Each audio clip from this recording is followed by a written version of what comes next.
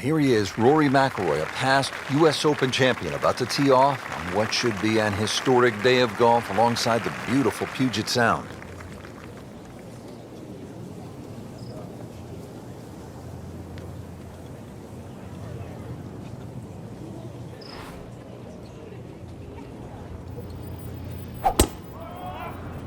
Frank looked like a nice balanced swing. Well, the free-flowing action that we find synonymous with Rory McIlroy in display, even under the nervousness of an opening tee shot in the final round of a US Open, and just blitzed it down the fairway. That one carried a long way, stayed up in the sky forever. Hey everybody, I'm Dustin Bailey, and this is Rory McIlroy PGA Tour. After 16 Tiger Woods games, EA has finally found a new mascot for its golf series. As somebody who doesn't follow golf, well, let me tell you everything I know about Rory McIlroy. He looks vaguely like Paul McCartney. He has the highest stats in the game. He stares with dead, soulless eyes, unblinking, eager to consume mortal souls. Okay, maybe there's less supernatural consumption and maybe more golf. You know, blue skies on a Sunday afternoon, a gentle breeze, and a challenging but none too stressful game of skill to pass the time. It's always seemed like hardcore gamers are a bit more interested in golf games than other sports titles. Maybe it's because we think it's a good substitute for going outside. But really, it's more a matter that these types of games provide a pretty unique experience. It's mostly all prediction and abstract strategy. You have to choose a line to the hole, then a club, then a shot type. Then you have to gauge the wind's effect, then how the ball will roll, and your chances of hitting a hazard. Then once you've wrapped together all these separate factors, you have this one really brief moment of skillful execution where you actually take the shot. Golf is a flow of cerebral play with occasional moments of skilled play that translates into a pretty unique gaming experience. And it works as a video game more broadly than other sports games because golf itself is purely focused on a single person's skill. Whereas other sports games, hockey, basketball, football, other football, are about managing the movements of an entire team through near constant action. Golf games put you in direct control of a single athlete's movements, which is the unique, attractive thing about sports in the first place. Rory's PGA Tour gives you several different options for how to control these movements. There's the old-fashioned 3-click power meter, which honestly feels a bit too simplistic these days. The game is much more interesting and challenging with analog controls.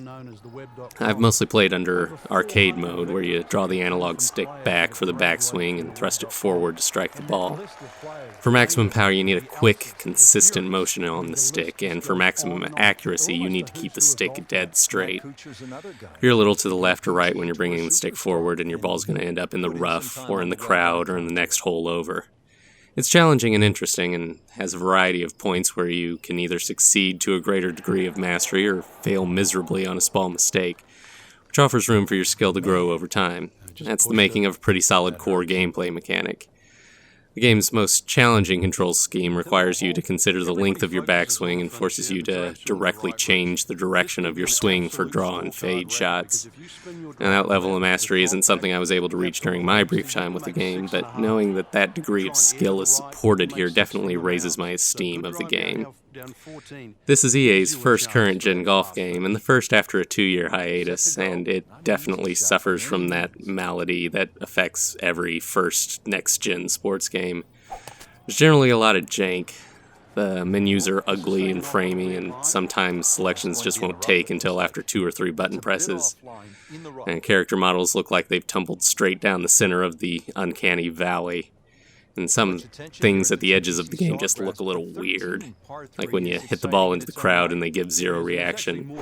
Now, none of these things are game-breaking, but they do contribute to the product feeling a little bit half-baked. The lack of content and features is a more pressing issue. You can play a basic round of golf. You can play a basic round of golf online. You can play some crazy challenge golf. There's the PGA Tour Career Mode, where you create a golfer and work your way up to the top of your game. The character creator is extremely limited, and it's not super clear what governs your stat increases. Not that you can directly allocate stat points. You've got to pick from pre-generated loadouts. and stat increases don't really seem necessary in the first place. After 3 tournaments, my total scrub player was already ranked 3rd in the tour. The course selection is also pretty limited, and you can run through all 12 of these courses in a matter of a few hours. I'm not a golf connoisseur, but I found the courses that are here to mostly be pretty good. This obviously comes from them being based on real world-class courses, but there's plenty of challenging design and attractive locations. There just isn't enough of it. Incidentally, that super crazy-looking battlefield course is actually pretty boring. It's nothing but super basic par 3 holes with some smoke and flames in the background. The best part about it is hearing the announcers struggle with war-related golf humor. The thing I remember about Tiger Woods from 10 years ago was how big of a deal it felt. You got licensed rap jams in your opening.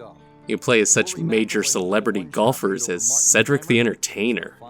There were a ton of courses and a career mode that was basically an RPG and a best-in-gaming character creator. This isn't that. This is a game that's just a sigh and a corporate directive that says, I guess we should make some kind of golf thing. The core of it, the actual act of getting the ball down the course, is great. It's challenging, satisfying, and perfectly captures the relaxing feeling of an afternoon on the green. But this is just a half-hearted shrug of a package. The lack of content and polish really drags down an excellent core mechanic, and all I can really do is sigh and say, maybe next year. And I think that's true across the board if we look at rivalries in sports. I think it defines...